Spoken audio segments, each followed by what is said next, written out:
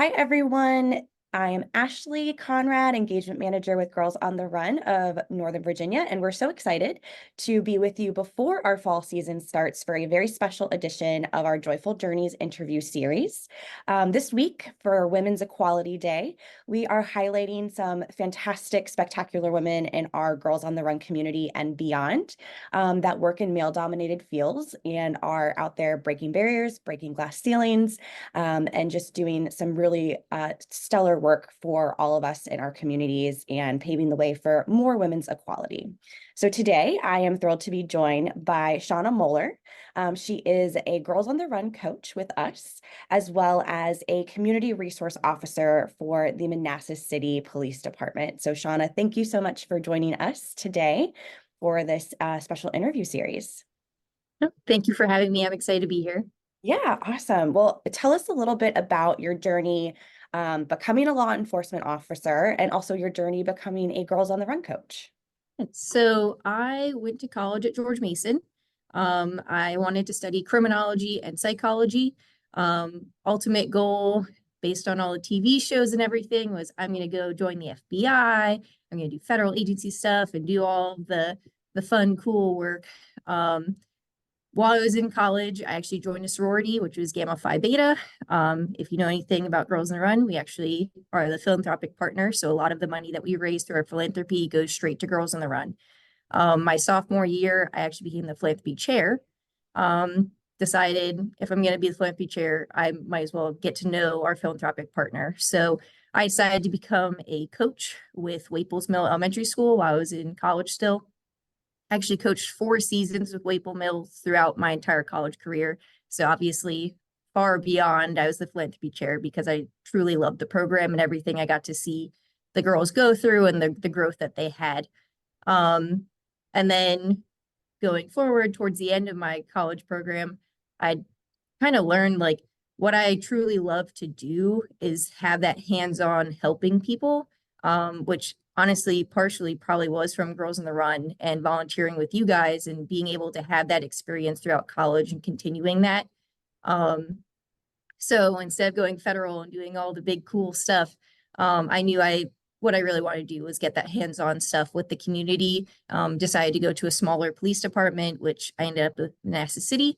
And here I get to do exactly that. I get to have hands-on with the community, especially my role right now, where I actually get to be a Girls on the Run coach for the police department. So That is so cool. And I had no idea you coached at Waples Mill. That's one of those coach at. So very cool connection there. So if we think about law enforcement and our population and the fact that it is a male-dominated field, that is like so front and center. So looking at the overall population of our law enforcement officers, looking at some statistics, only 12% of law enforcement officers in the United States are female. And then an even smaller percentage of that, only 3% of women are in leadership roles within their departments. So why do you think it's so important that we do have female representation in our law enforcement offices from the entry level to the leadership level across the board? So I'm in a department where I'm very fortunate to have a lot of strong female leaders already in the department, who've all been here for like 20 plus years, which is really saying something. I actually a fun story is I actually started working here in 2020, and I got to be on a squad with the first female officer of our department. She actually worked with the department for, I believe, 42 years.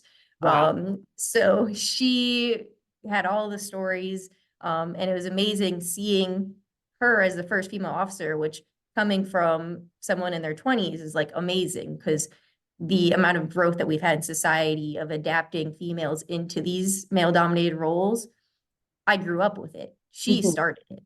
Yeah. So that was just an amazing experience. But with all of our female leaders, you can see what women prioritize. And a lot of that is mental health, especially as it's becoming more prominent within our society of accepting mental health as an issue for everyone, not just certain people. So you can see their drive with peer support services, with crisis negotiations, and you can really see that they're more centered on those things, as well as support for the department, as well as the citizens. So with that being said, we also have just normal patrol officers, it's essential to have female officers. You can go to a scene and look at something and understand it completely, whereas your male counterpart's like, I have no idea what's going on. You're like, well, this, just trust me on this one. This is what happened. And so it's a whole different perspective that we bring in. In addition to that, typically what I found is as soon as there's a female officer on scene, those highly emotional situations kind of calm down because we're viewed as caring and nurturing and that we're there to listen. So we're a little bit less threatening to the person. So we can come into a crisis situation and people will hone in on us and be like, I want to talk to her because we're that calming entity in that moment. And then we also have obviously the victims who just want to talk to us because we're more understanding. So that goes to other females who were sexually assaulted or in domestic violence situations, as well as children that are in situations as well. They usually gravitate more towards us, just as more, again, that nurturing side of things and that understanding. So. Yeah, 100%. So it sounds like, in your role and how you see your female colleagues, you're really relying on a different strength set, and skill set. It's different from your male colleagues, but they're, like you said, different perspectives, different strengths that a female in this role can bring to a situation, versus maybe a male colleague. But sounds like working all together is how we move forward and make sure that the community is safe, which is awesome. Yeah. Exactly. And touching on the community, I really want to kind of highlight really quick, your role. And yes, you're community resource officer, but like you mentioned, you are now coaching Girls on the Run, a team in your capacity as an officer. You've led one of our community teams at the Georgetown South community for several years now. So where do you see your intersection of your identity as a police officer and your identity as a GOTR coach making a positive impact in the lives of the girls that you serve there? Yes, so community engagement is a priority for our department. We understand the connection between community engagement and prevention and deterrence of crime, especially with our youth. So we have multiple programs that are here. So we go anywhere from just like we have a parent E3 series where we teach parents on how to interact with their kids. We do Youth Quest program. We have badges for baseball. We have a ton of programs. And when I first started this role, they were talking about introducing a program just for females, just for young girls in our community, because we saw that there is like that little bit of divide where the females weren't getting as involved in our programs as the males were. So I immediately pitched Girls on the Run. I was like, it's a program we can easily get involved in. It's all developed for us. And all we have to do is show up and be positive mentors. And it's everything that we would want in a program of building up these young girls. Because what we're seeing in policing is these young girls getting connected to people and using them as a crutch because they don't have the confidence and the independence to go out and say, no, that's not a good idea. Let's not do that. Or leading their own peers into making more positive decisions. So I think starting at the age group that we do with Girls on the Run is really the key because it helps develop those goals, that empathy, that strengthen themselves and confidence to be able to grow up into those early teen years and be able to make those decisions against peer pressure and also help guide their peers into better decisions as well. 100%. And that's so much of what, our programming is about, is really, it's so much more than just a running program. Yes, we have fun and we build up to our 5K, but kind of like you touched on earlier, where you said your female colleagues can have that focus on mental health. Girls on the Run is the perfect outlet for that. Your GOTR team is also teaching those girls, like you said, that really intentional decision making, avoiding peer pressure, and just being confident and empowered to be resilient on their own. Which so critical. And that's exactly what we love to see our programs doing in our community, here in Northern Virginia and at large throughout the country. So kind of last question to wrap up today, we're talking about all this week that kind of like how you mentioned, you worked with the very first female police officer in the Manassas City Police Department. And I think you called her trailblazer, that she led the path for you to be able to have your career. But I think that you are doing the exact same now. Yes, you had a door open for you, but you're just going to continue to open doors for girls coming up behind you as well. So what advice would you give to a young girl or young woman looking to explore a career in the law enforcement field? So first and foremost is get involved early. So your local police departments, they have a ton of community events. Go to the community events, get to know your local officers. We are usually, if you ask us a question, we're an open book. And each department is different about how they handle things based on local government. And there's just so many differences between departments. Mhm. So get involved, do internships, do a ride along, join a cadet program, go to the youth camps and classes that we host. And then just keep in mind that don't stop exploring this career. There's so many things you can get involved in. If you want to do forensic stuff, you can do forensic stuff. If you want to do stuff that like I'm doing, which is community resources, you can do that.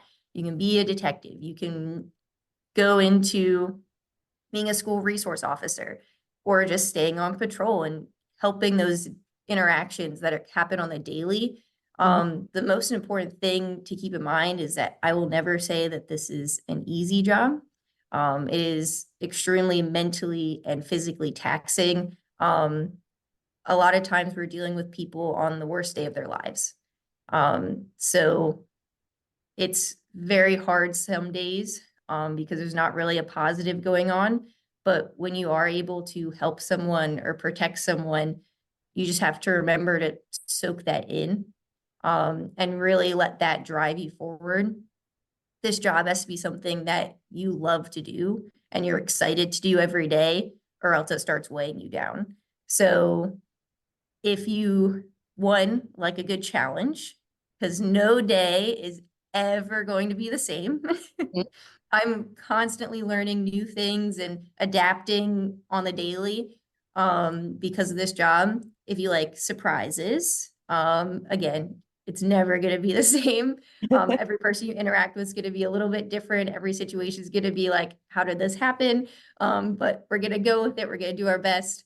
And most importantly, if you want to help others, that's a key important thing.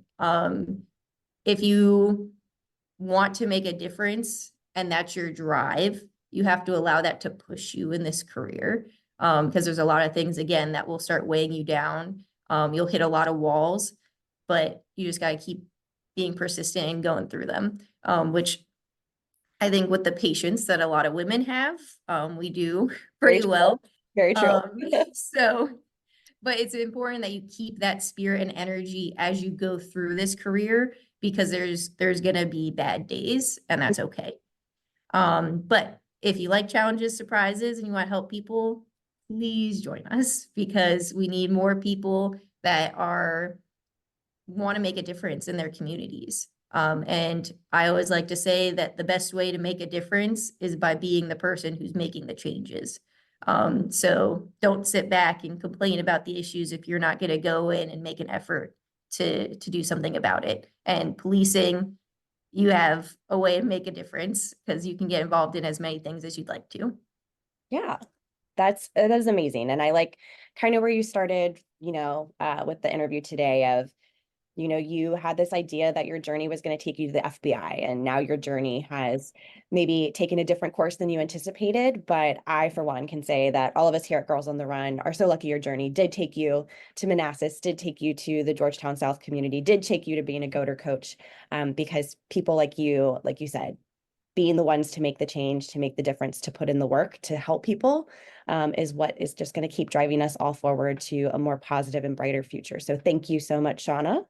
It's No been problem. a joy talking with you today, and we're so glad that you were able to join us for this very special Joyful Journey series.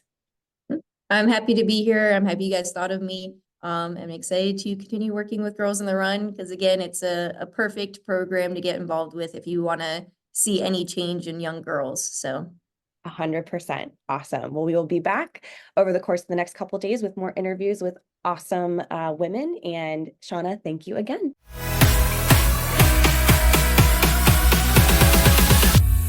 This episode of Joyful Journeys is brought to you by Girls on the Run of Northern Virginia.